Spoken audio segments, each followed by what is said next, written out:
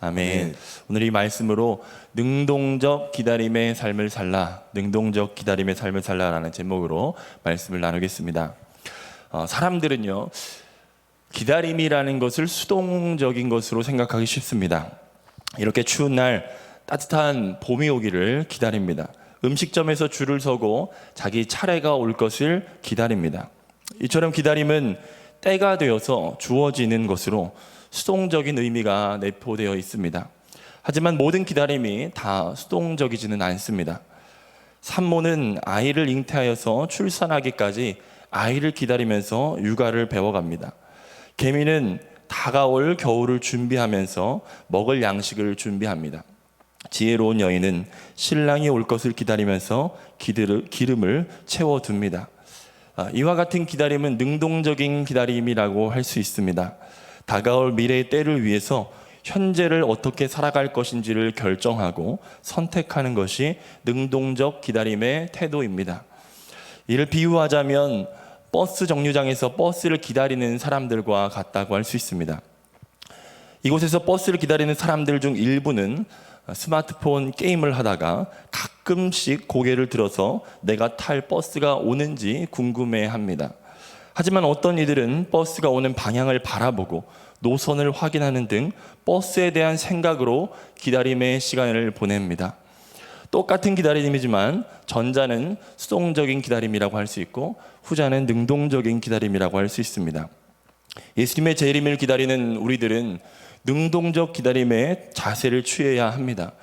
거룩과 성결함을 늘 견지하면서 자신을 방탕에 내주지 말고 죄와 싸우되 피 흘리기까지 싸우며 사명을 위해서 최선을 다하고 예수 그리스도를 깊이 생각하여 그와 동행하는 삶을 살아야 합니다. 이것이 바로 능동적인 기다림입니다. 이러한 이해를 바탕에 두고 한 가지 질문을 해보기를 원합니다. 그 질문은 하나님은 왜 우리에게 기다림을 요구하실까라는 것입니다. 하나님은 왜 우리에게 기다림을 요구하실까? 신앙생활을 하는지 물어볼 때 함께 비슷한 문장으로 묻는 질문은 믿음 생활 하십니까? 라고 묻습니다. 이 표현인즉 신앙생활에서 믿음은 신앙은 곧 믿음이라는 것을 의미합니다. 그렇다면 신앙과 동의어라는 이 믿음은 무슨 의미입니까? 바로 기다림, 인내라는 의미입니다. 믿음은 곧 인내요, 믿음은 곧 기다림입니다. 성경은 믿음을 가리켜 기다림이라고 표현합니다. 히브리서 6장 11절 12절 같이 읽겠습니다. 시작. 우리가 간절히 원하는 것은 각 사람이 동일한 부지런함을 나타내어 끝까지 소망의 풍성함에 이르러 게으르지 아니하고 믿음과 오래 참으로 말미암아 약속들을 기업으로 받은 자들을 본받는 자 되게 하려 한 것이니라. 소망의 풍성함을 이루는 길은 믿음과 오래 참음입니다. 믿음과 오래 참음, 같은 단어를 다른 표현으로 강조하고 있습니다. 믿음은 곧 오래 참음입니다. 오래 참는 인내의 믿음의 대표적인 성경 인물이 아브라함이라고 할 수 있습니다. 히브리서 6장 14절 15절에 보면 이런 말씀이 있습니다. 이르시되 내가 반드시 너에게 복주고 복주며 너를 번성하게 하고 번성하게 하리라 하셨더니 그가 이같이 오래 참아 약속을 받았느니라, 이렇게 말씀합니다. 아브라함도 그 믿음이 오래 참는 믿음, 인내의 믿음, 기다림의 믿음이었다는 것입니다. 성경에서 하나님이 일하시는 방식을 보면 하나님은 먼저 우리에게 약속을 주십니다.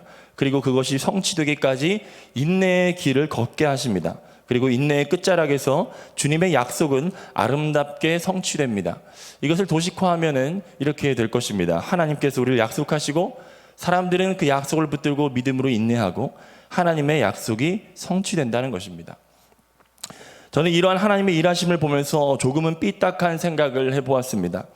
하나님은 왜 굳이 약속이라는 방식을 취하셔야만 했을까?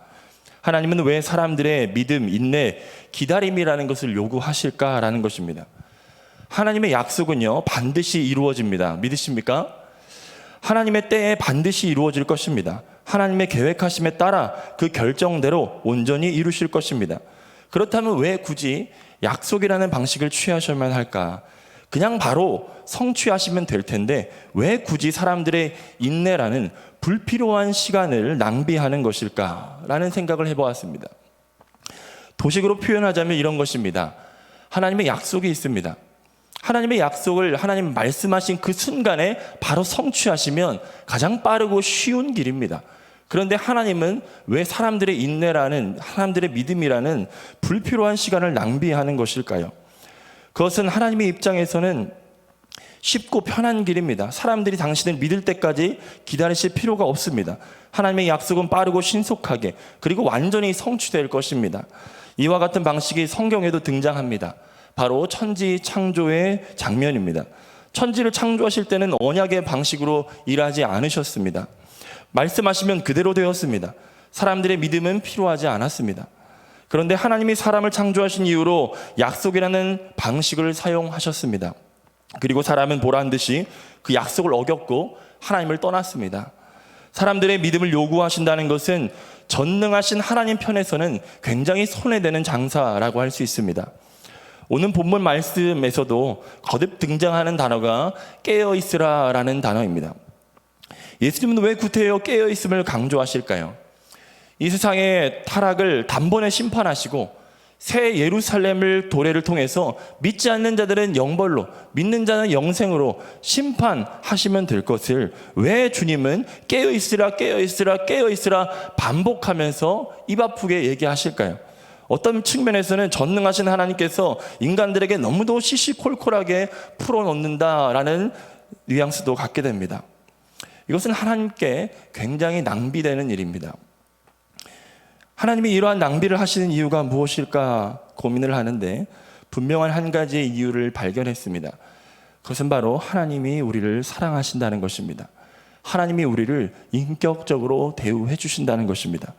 하나님이 우리를 사랑하지 않는다면 우리에게 약속하실 필요가 없습니다. 그냥 당신의 뜻대로 하시면 됩니다. 하나님이 우리를 사랑하지 않는다면 우리에게 믿음을 요구하실 필요도 없습니다. 우리는 하나님께서 하시는 일에 방해자밖에 되지 않습니다. 하나님께서 지으신 아름다운 세계에 우리는 그냥 오물과도 같습니다. 하나님은 그런 우리들을 심판하시고 처분하시고 그저 새 창조를 이루시면 그만인 것입니다. 그런데 하나님은 쉽고 편하고 빠른 길이 아닌 참고 인내하고 희생해야 하는 길을 택하셨습니다. 그것이 바로 구원의 길입니다. 성경은 창세기 1장부터 2장까지만 창조의 이야기이고 창세기 3장부터 마지막 요한계시록 22장까지는 모두 다 구원의 이야기입니다. 경제 논리로 생각하면 굉장히 낭비되는 일이죠. 하나님께서 능력이 없으십니까? 그저 우리를 심판하시고 다시 지으면 그만입니다. 그런데 하나님께서는 참고 인내하고 희생하는 창세기 3장 이후의 과정을 걸으셨습니다. 눈물을 흘리셨고 인내하셨고 참으셨습니다. 그것은 하나님이 우리를 사랑하신다는 그 이유 하나 밖에는 설명할 도리가 없는 것입니다. 구원은 굉장히 번거로운 일입니다. 독생자 예수님이 하늘 보좌를 버리시고 이 땅에 내려오셔야 했습니다. 창조주가 피조물에게 침뱉음을 당하고 채찍을 맞으셔야 했습니다. 십자가에 못 박히는 고통을 견디셔야 했습니다. 마태복음 23장 37절에 보면 주님의 심정이 이렇게 드러납니다. 예루살렘아 예루살렘아 선지자들을 죽이고 내게 파송된 자들을 돌로 치는 자여 암탉이 그 새끼를 날개 아래에 모음같이 내가 내 자녀를 모으려 한 일이 몇 번이더냐 그러나 너희가 원하지 아니하였도다. 하나님은 거듭 당신들의 백성들을 모으려고 하셨습니다. 그러나 백성들은 하나님을 배반했습니다. 그럼에도 하나님이 인내하시고 우리를 기다리신 이유가 무엇입니까? 우리를 구원하고자 하는 이유가 무엇입니까? 그 이유는 바로 하나님이 우리를 사랑하시기 때문입니다. 요한복음 3장 16절 말씀을 같이 읽겠습니다. 시작. 하나님이 세상을 이처럼 사랑하사 독생자를 주셨으니 이는 그를 믿는 자마다 멸망하지 않고 영생을 얻게 하려 하심이라. 하나님은 우리를 사랑하셔서 우리를 기다리셨습니다. 하나님은 우리를 사랑하셔서 인내하셨습니다. 하나님이 우리에게 주시는 사랑은 아가페 사랑이요 무조건적인 사랑이라고 우리는 알고 있습니다. 맞습니다. 하지만 이 설명에는 빠진 부분이 있습니다. 그 빠진 부분이 뭐냐? 하나님도 우리에게 그런 사랑을 요구하신다는 것입니다. 하나님도 우리에게 그런 사랑을 요구하신다는 거예요. 성경은 하나님이 우리를 너무도 사랑하셔서 질투하신다고 표현하고 있습니다. 우리가 하나님이 아닌 다른 것들에 시선을 돌리고 하나님을 외면할 때 그분은 슬퍼하시기도 하고 분노하시기도 합니다. 우리를 사랑하시는 하나님은 우리도 또한 하나님을 그렇게 사랑해 주실 것을 간절히 원하신다는 것입니다. 하나님을 24시간 바라보기를 하나님은 너무도 원하신다는 것입니다. 이러한 이유 때문에 하나님께서는 약속이라는 방식을 취하셔서 사람들이 믿음의 눈을 들어서 하나님을 끊임없이 바라보고 인내하기를 원하신다는 것입니다. 다른 말로 표현하자면 하나님의 관심은 약속의 성취보다 우리의 기다림에 있습니다. 하나님의 관심은 결과보다 과정에 있습니다. 하나님의 관심은 우리의 인내 과정을 통해서 하나님을 끊임없이 바라보는 것을 원하십니다. 우리는 결과만을 추구합니다. 하나님, 이 기도 언제 들어주십니까? 하나님, 내 삶의 문제 언제 해결됩니까? 하지만 주님의 관심은 거기 있지 않아요. 그 문제의 해결을 위해서 끊임없이 하나님을 붙들고 하나님을 바라보는 그 과정을 하나님은 너무너무도 기다리신다는 것입니다. 하나님께서 은혜를 주셔서 뭔가의 문제를 해결해 주시면 사람들은 이내 하나님의 은혜를 잊어버리고 하나님을 향한 시선을 돌려버립니다. 하나님의 뜻이 이루어지지 않는 것입니다. 그래서 우리에게 기도라는 것을 가르치셨습니다. 기도하기를 원하셨습니다. 하나님께서 우리에게 약속을 주시고 뭘 원하셨다고요? 기도하기를 원하셨습니다. 기도는 누구를 위해서 필요한 일입니까? 이 땅에 하나님의 뜻을 이루기 위해서 이 기도가 필요할까요? 하나님은 우리를 하나님의 일에 동참시키지 않고도 당신의 뜻을 온전히 이루실 수가 있습니다. 그렇다면 우리에게 기도를 요구하시는 이유는 바로 기도하는 그 사람을 위해서 기도가 필요하다는 것입니다. 하나님을 위해서 이 기도가 필요한 것이 아니에요. 우리를 위해서 이 기도가 필요한 것입니다. 종교개혁자 존 칼빈은 이렇게 얘기합니다. 기도는 하나님을 위한 것이 아니라 우리 자신을 위한 것이다. 모든 것을 아시는 주님께서 우리에게 기도를 요구하시는 이유는 바로 기도하는 나 자신을 위해서 이 기도가 필요하기 때문입니다. 하나님께서 약속을 신실하게 이루실 것이나 우리에게 요구하시는 기다림은 수동적으로 하나님이 역사하기만을 넉넉히 기다리는 것이 아니라 능동적으로 기다려야 한다는 것입니다. 때문에 하나님께서 반드시 이루신다는 약속의 말씀이 있어도 믿음으로 기도해야 합니다. 하나님께서 이루실 것이나 우리는 능동적으로 기도해야 한다는 것입니다. 에스겔 36장 36절에서 37절 말씀에 너희 사방에 남은 이방 사람이 다 나 여호와가 무너진 곳을 건축하며 황폐한 자리에 심은 줄을 알리라. 나 여호와가 말하였으니 이루리라. 주 여호와께서 이같이 말씀하셨느니라. 그래도 이스라엘 족속이 이같이 자기들에게 이루어 주기를 내게 구하여야 할지라. 하나님이 이루시면 그만인데 왜 불필요한 시간을 낭비하실까요? 바로 우리를 위해서 인내하시고 낭비하시는 것입니다. 하나님께서 우리가 기도하기를 원하신다는 것입니다. 하나님을 바라보기를 원하신다는 것입니다. 우리는 기도할 때 이 일이 언제 이루어질지에 대한 결과에만 관심을 둡니다. 그래서 예수님이 부활하실 때도 사람들은 이렇게 예수님께 묻습니다. 사도행전 1장 6절 말씀 우리 같이 읽겠습니다. 시작. 그들이 모였을 때에 예수께 여쭈어 이르되 주께서 이스라엘 나라를 회복하심이 이때이니까 하니.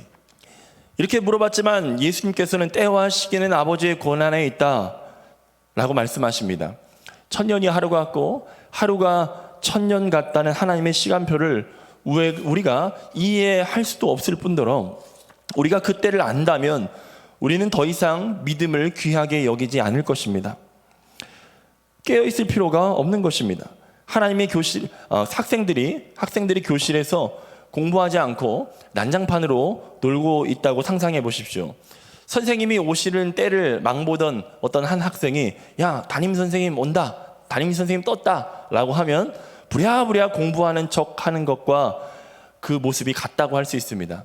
하나님께서 우리에게 때를 알려주시지 않고 감추어 두신 것은 그것 자체가 우리에게 은혜이고 축복인 것입니다.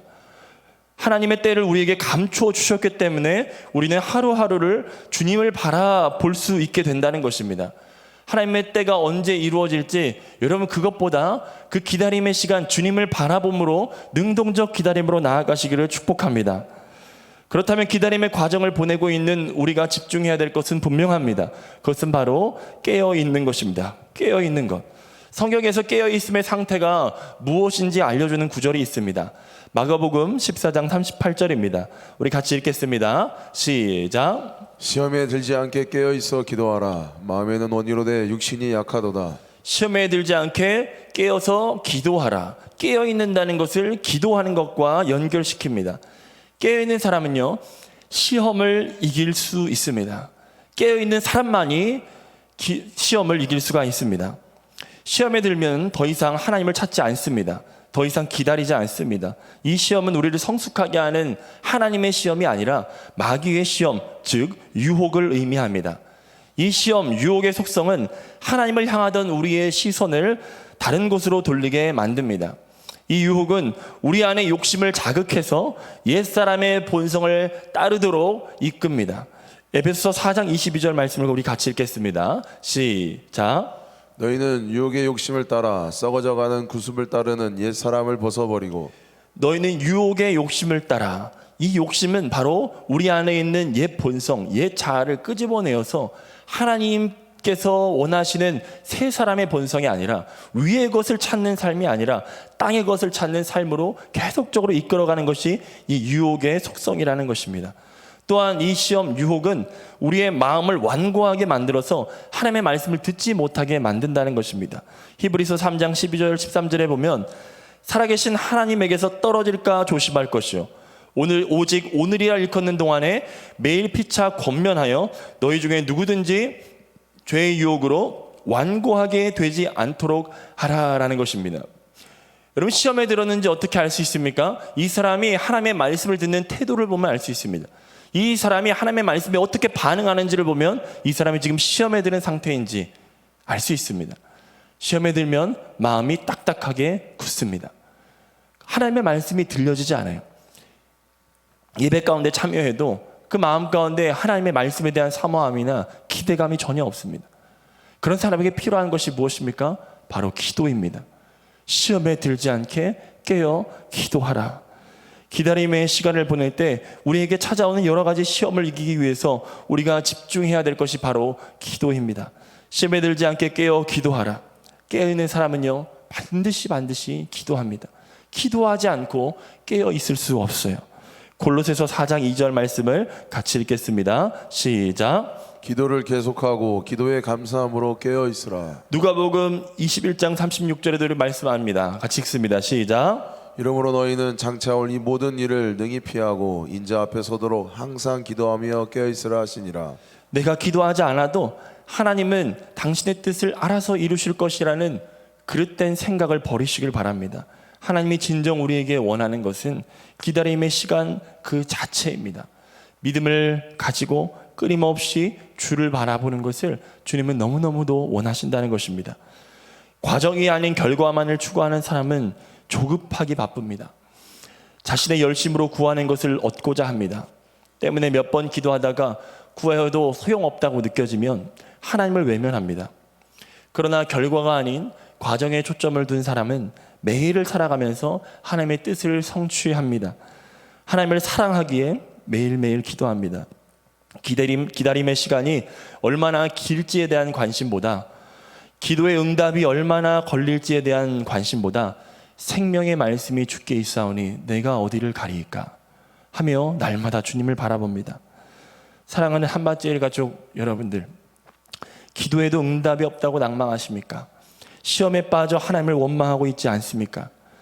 깨어 있으시기를 바랍니다. 시험에 들지 않게 깨어 기도하시기 바랍니다. 하나님께서 우리에게 기다림의 시간을 주신 것은 우리의 믿음을 더욱 온전하게 하려 하심입니다. 더욱 주님을 사랑하도록 빚으시는 축복의 시간임을 믿으시길 바랍니다. 주를 사랑하면 기다림의 시간은 시간의 문제가 아닙니다. 하루가 천년 같고 천년이 하루 같은 주의 말씀과 같이 시간의 경계를 뛰어넘어서 매일매일 하나님과 동행하는 축복의 시간을 산다는 것입니다. 다음 주부터 444 특별 새벽 기도회가 있습니다. 기도의 자리에 나와서 수동적 기다림이 아니라 능동적인 기다림으로 하나님을 찾으시기를 축복합니다. 하나님께서는 당신의 뜻을 온전히 이루실 때 우리에게 말씀하십니다. 기도하기를 기다리십니다. 여러분, 내가 기도해도 하나님 듣지 않으실 거야, 하나님 응답하지 않으실 거야, 그런 초점이 아니라 기도하는 그 자체에 목적을 두시기를 축복합니다. 하나님께서 기도를 통해서 우리를 만나 주십니다. 우리를 얼마나 사랑하시는지 알게 하십니다. 하나님은 먼저 우리를 사랑하셨습니다. 하나님은 먼저 우리를 기다리셨습니다. 우리도 그 사랑으로 하나님을 기다리고 하나님을 바라보는 우리가 되기를 축복합니다. 우리 기도 제목 3가지를 띄워주시기 바랍니다. 우리 3가지 기도 제목 같이 읽겠습니다. 시작. 하나님, 우리를 사랑하셔서 끝까지 인내하시고 품으시는 그 사랑을 감사드립니다. 그 사랑을 힘입어 하나님을 끝까지 사랑함으로 인내를 온전히 이루게 하여 주옵소서. 기다림의 시간을 수동적으로 보내어 하나님을 놓치지 않게 하시고 하나님의 약속을 붙들고 기도하며 하나님을 바라봄으로 시험을 넉넉히 이기게 하여 주옵소서. 주님을 향한 시선을 다른 곳으로 빼앗기지 않게 하시고 2022년 마지막 특별 새벽 기도회에 참여하여 기도가 회복되고 하나님과의 관계가 정상화되게 하여 주옵소서. 하나님의 관심이 우리의 관심이 되길 원합니다. 하나님의 초점이 우리의 초점이 되길 원합니다. 하나님의 뜻이 언제 이루어질까 보다 하나님, 기다림의 이 시간 주님을 바라보며 주님과 동행하는 시간이 되게 하여 주시옵소서. 하나님, 뭔가를 얻고자 하기보다 하나님 그분 자체만을 구하는 시간이 되게 하여 주시옵소서. 하나님, 내 사랑이, 하나님, 내가 주님을 향한 우리의 마음이 더욱더 온전해지기를 원합니다. 세상의 가치로 인하여서 무엇인가 더 얻고자 하여 주님을 찾는 것이 아니라, 얻어지지 않으면 주님을 떠나는 것이 아니라 주님 그분 자체를 구하며 기다림의 이 시간을, 사랑의 기다림의 이 시간을 보내게 하여 주시옵소서. 언제 오실지 알지 못한 우리 주님 기다리는, 재림을 기다리는 우리 그리스도인들이 하나님 매일매일의 삶에 주님을 기다리는 행복감으로 살 수 있도록 주님 은혜 베풀어 주시옵소서. 우리 주여 한번 부르짖고 같이 기도하겠습니다. 주여,